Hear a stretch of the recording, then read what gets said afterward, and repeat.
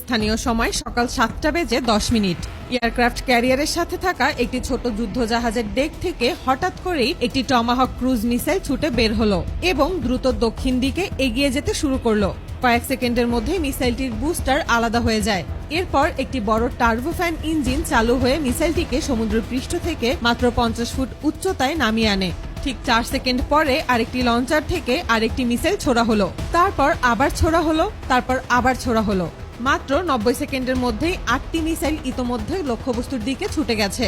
প্রায় 300 মিটার দূরে অবস্থান করা আরো দুটি যুদ্ধজাহাজ থেকে একইভাবে মিসাইল নিক্ষেপ করা শুরু হয়েছে। এখন মোট 25টি টমাহক মিসাইল সমুদ্রের ঢেউয়ের খুব কাছ দিয়ে উড়ে যাচ্ছে। এই মিসাইলগুলো সমুদ্রের পানির একেবারে গা ঘেঁষে চলতে থাকে।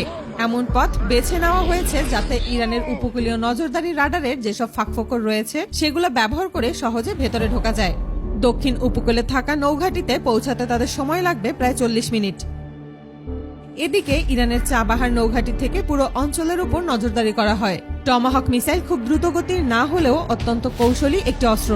খোলা সমুদ্রের উপর দিয়ে প্রায় 600 কিলোমিটার প্রতি ঘন্টা গতিতে উড়ে যাওয়ার মানে হলো প্রায় 40 মিনিট ধরে এগুলো রাডারে ধরা পড়ার ঝুঁকির মধ্যে থাকবে। এই একটি মিসাইলের দাম প্রায় 30 কোটি টাকারও বেশি। যদি কোনোভাবে এগুলো রাডারে ধরা পড়ে যায় তাহলে শুধু মিশন ব্যর্থই হবে না, উল্টো কয়েক হাজার কোটি টাকার ক্ষতিও হতে পারে। এই কারণেই রাডার কন্ট্রোল রুমকে ব্যস্ত রাখার জন্য আরেকটি পরিকল্পনা আগে থেকে করে রাখা হয়েছিল। দক্ষিণ সীমার ভেতরে ইতোমধ্যেই ঢুকে পড়েছে কয়েকটি লুকাস ড্রোন। রাডার অপারেটর তার স্ক্রিনে কয়েকটি ধীরগতির লক্ষ্যবস্তু দেখতে পেল। এগুলো উপকূলের ভেতর দিকে এগিয়ে আসছে মাত্র 90 কিলোমিটার প্রতি ঘন্টা গতিতে। কিন্তু সে বুঝতে পারছিল না কোনগুলো আসল ড্রোন আর কোনগুলো শুধু বিভ্রান্তি তৈরি করার জন্য পাঠানো হয়েছে। রাডার অফিসার বুঝতে পারলেন সবকিছু যাচাই করার জন্য তার হাতে খুব বেশি সময় নেই। তিনি চাইলে সাথে সাথে এয়ার ডিফেন্স সিস্টেম চালু করতে বলতে পারতেন। সাধারণত তারা S-300 সিরিজের এয়ার ডিফেন্স সিস্টেম ব্যবহার করে থাকে। এই সিস্টেম থেকে ছোড়া মিসাইল ঘন্টায় 3600 কিলোমিটারেরও বেশি গতিতে ছুটতে পারে এবং প্রায় 400 কিলোমিটার দূরের লক্ষ্যবস্তুতে আঘাত হানতে সক্ষম। কিন্তু একটি মিসাইলের দাম কয়েক কোটি টাকা। সামান্য একটি ড্রোন ধ্বংস করার জন্য এত ব্যয়বহুল মিসাইল ব্যবহার করা এক ধরনের বোকামি। তাই তিনি 3টি শাহেদ ড্রোন পাঠানোর সিদ্ধান্ত নিলেন। এই ড্রোনগুলো প্রায় 540 কিলোমিটার প্রতি ঘন্টা গতিতে উড়তে পারে এবং এগুলো তৈরি করতে খরচ খুবই কম। এই ড্রোনগুলোর সবচেয়ে বিশেষ বৈশিষ্ট্য হলো এগুলো চলতে চলতে শত্রুর গতিপথ অনুসরণ করতে পারে।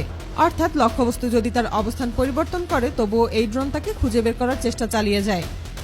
মাত্র কয়েক মিনিটের মধ্যেই রাডারে দেখা সেই সিগন্যাল একেবারে অদৃশ্য হয়ে গেল। এদিকে সমুদ্রে থাকা যুদ্ধজাহাজে অবস্থান করা আমেরিকার নাবিকরা পুরো বিষয়টি দেখে কিছুটা অবাক হয়ে গেল। এত দ্রুত কিভাবে এতগুলো ড্রোনকে থামানো সম্ভব হলো তা তারা বুঝতেই পারছিল না। এদিকে টমাহক মিসাইলগুলো তাদের লক্ষ্যবস্তুতে পৌঁছাতে মাত্র কয়েক মিনিট দূরে। ঠিক তখনই ইরানের রাডার কন্ট্রোল রুমে বসে থাকা একজন অফিসার হঠাৎ দেখতে পেলেন কিছু একটা তীব্র গতিতে তাদের দিকে এগিয়ে আসছে। রাডারে বেশ বড় একটি সিগন্যাল দেখা যাচ্ছে, অনেকটা একটি বড় বিমানের মতো। কারণ যে রাডার সাধারণত যুদ্ধ বিমান এবং বড় বিমান শনাক্ত করতে পারে সেই রাডারে কোনো কিছুই দেখা যাচ্ছে না। তার হাতে তখন খুবই অল্প সময়। তিনি দ্রুত অত্যাধুনিক জ্যাসলন রাডার চালু করলেন। রাডার চালু হতেই তিনি দেখতে পেলেন কয়েকটি মিসাইল তীব্র গতিতে তাদের দিকে ছুটে আসছে। এক মুহূর্ত সময় নষ্ট না করে তিনি এয়ার ডিফেন্স সিস্টেম সক্রিয় করলেন। এই সিস্টেমের মিসাইল 200 থেকে 300 কিলোমিটার দূরের লক্ষ্যবস্তুতে সফলভাবে আঘাত হানতে পারে। একসাথে 90টিরও বেশি প্রতিরক্ষা মিসাইল ছুটে গেল আকাশের দিকে। কিন্তু কিছুটা দেরি হয়ে যাওয়ায় সবগুলো টমাহক মিসাইলকে থামানো সম্ভব হলেও একটি মিসাইল এসে সরাসরি ঘাঁটিতে আঘাত হানল। পরিস্থিতি তখন আর শুধু রাডার কন্ট্রোল রুমের মধ্যে সীমাবদ্ধ নেই, সাথে সাথে পুরো এয়ারবেস জুড়ে সর্বোচ্চ সতর্কতা জারি করা হলো। রাডার কন্ট্রোল রুমে থাকা একটি বিশেষ টিম দ্রুত বিশ্লেষণ করে বের করলো টমাহক মিসাইলগুলো কোথা থেকে ছোড়া হয়েছে। মাত্র কয়েক মিনিটের মধ্যেই সেই অবস্থান নির্ধারণ করা হলো। এরপর সঙ্গে সঙ্গে একটি খাইবার মিসাইল ছোড়া হলো সেই দিকে। এই মিসাইল দেখতে অনেকটা বিশাল রকেটের মতো। এটি প্রায় 12,000 কিলোমিটার প্রতি ঘন্টা গতিতে চলতে পারে। সাধারণ এয়ার ডিফেন্স সিস্টেম দিয়ে এই ধরনের মিসাইল থামানো প্রায় অসম্ভব। এছাড়াও এটি একটানা 2000 কিলোমিটারেরও বেশি দূরত্ব অতিক্রম করে নির্ভুলভাবে লক্ষ্যবস্তুতে আঘাত হানতে সক্ষম।